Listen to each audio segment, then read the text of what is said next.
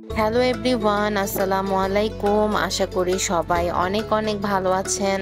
পহেলা বৈশাখের দিনে পান্তা ভাত খেয়ে আমরা দুপুরের দিকে বের হয়েছিলাম এবং রিকশায় করে আমরা যাচ্ছিলাম বাংলা একাডেমির দিকে। বাইরে প্রচন্ড পরিমাণে গরম ছিল এবং এই গরমে সামনে একটু আইসক্রিম পেলাম। এই আইসক্রিমটা খেতে অনেক ভালো লাগে। এটা দেখলে মনে হয় যে ছোট্টবেলায় যে আইসক্রিম আমরা খেতাম সেই আইসক্রিমটা। ছোটবেলায় এই আইসক্রিমগুলো কিন্তু অনেক খেয়েছি, আমার এখনো এগুলো অনেক ভালো লাগে। আমরা বাংলা একাডেমির সামনে চলে এসেছি, এখন বাংলা একাডেমির ভিতরে আমরা প্রবেশ করছি। ভেতরের দিকে অনেক বিশাল আকৃতির জায়গা রয়েছে এবং অনেক বড় বড় বিল্ডিং রয়েছে। আমাদেরকে আরো ভিতরে যেতে হবে কারণ ভিতরের দিকে ছাউনি দেওয়া অনেকগুলো দোকান রয়েছে। এখানে ছোট্ট একটা মেলার আয়োজন করা হয়েছে, কিন্তু যেহেতু আমরা দুপুরের দিকে চলে গিয়েছি তাই এটি মোটামুটি তখন শুরু হচ্ছিল। বিকালের দিকে এটি আরো বেশি জমজমাট হয়েছিল। এখানে অনেক সুন্দর সুন্দর হাতের তৈরি জিনিস ছিল এবং মাটির জিনিস ছিল, এগুলো দেখতে অনেক ভালো লেগেছে। কালো রঙের মাটির জিনিসটি হচ্ছে বাটনা, এটা দিয়ে বিভিন্ন ধরনের ভর্তা তৈরি করা হয়। তাছাড়াও এখানে বাসন কোসন আরো অনেক কিছু রয়েছে। পরের স্টলে অনেকগুলো শস্য দানার বীজ দেখলাম। পরের দোকানে অনেকগুলো শাড়ি দেখলাম, এখানে তারা শাড়িগুলো সব বের করে নিচ্ছে।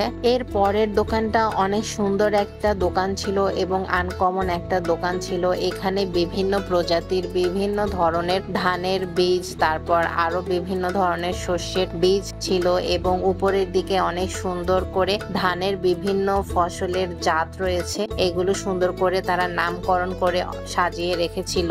এর পরের দোকানটি মিষ্টি জাতীয় খাবারের দোকান ছিল এবং এগুলো বিশেষ করে নববর্ষে এবং পহেলা বৈশাখের দিন তৈরি করা হয়। মুড়ি এবং চিড়ার মোয়া, নকুল দানা, বাতাসা আরো অনেক ধরনের আইটেম ছিল এখানে। মেলার চারপাশটা অনেক সুন্দর করে সাজানো হয়েছিল। এখানে একটি মঞ্চ তৈরি করা হয়েছিল এবং বিকেল বেলা এখানে নববর্ষ ও পহেলা বৈশাখের আনন্দ উদযাপন করার জন্য কনসার্ট হবে। মাটির তৈরি নানা রং বেরঙের সুন্দর নকশি করা কলসি মাঠের মধ্যখানে রাখা হয়েছে। এক পাশে অনেক সুন্দর করে ছবি তোলার জন্য সাজানো হয়েছিল এবং পাশেই একটা ঢেকি ছিল। আপনাদের ভাইয়া ঢেকিতে পাড় দিচ্ছিল।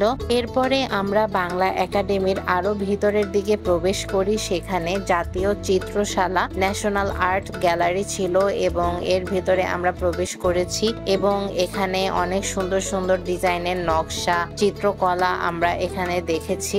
আমরা প্রথমে নিচ তলায় ছিলাম, তারপরে উপরের তলায় গিয়েছি, সেখানে আর্টের গ্যালারি ছিল। এখানে বিভিন্ন শিল্পীদের অঙ্কিত ছবি প্রদর্শনী করা হয়েছিল। আমার কাছে এই অঙ্কন করা ছবিগুলো অনেক ভালো লেগেছে, রং তুলিতে মিশানো সবকিছু যেন অনেক সুন্দর করে ফুটে উঠেছে। এরপরে আমরা বাংলা একাডেমি থেকে বের হয়ে যাই। তারপর আমরা হেঁটে হেঁটে সামনের দিকে রমনা পার্ক ছিল, রমনা পার্কের ভিতরে প্রবেশ করি। এখানে প্রচুর মানুষ ছিল, কিন্তু জায়গাও যেহেতু অনেক বেশি তাই বেশি সমস্যা হচ্ছিল না, গাছপালাও অনেক বেশি ছিল। এখানে এসে আমরা কাঁচা আম বানানো খেয়েছিলাম। তারপর আমরা অনেক দূর হেঁটেছি, পাশে আবার কনসার্টও হচ্ছিল।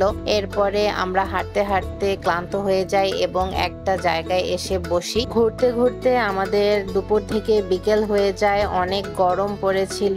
সব মানুষগুলো যেন বাসা থেকে বের হয়ে গিয়েছিল, চারদিকে শুধু মানুষ আর মানুষ, আর এত মানুষের ভিড়ে চারপাশটাও অনেক গরম লাগছিল। আমরা আরো কিছুক্ষণ রমনা পার্কে হাঁটাহাঁটি করি, তারপরে সন্ধ্যার আগেই আমরা বাড়িতে চলে যাই। পহেলা বৈশাখের দিনটা আমাদের অনেক সুন্দর কেটেছে। আপনাদের দিনটা কেমন কেটেছে অবশ্যই জানাবেন।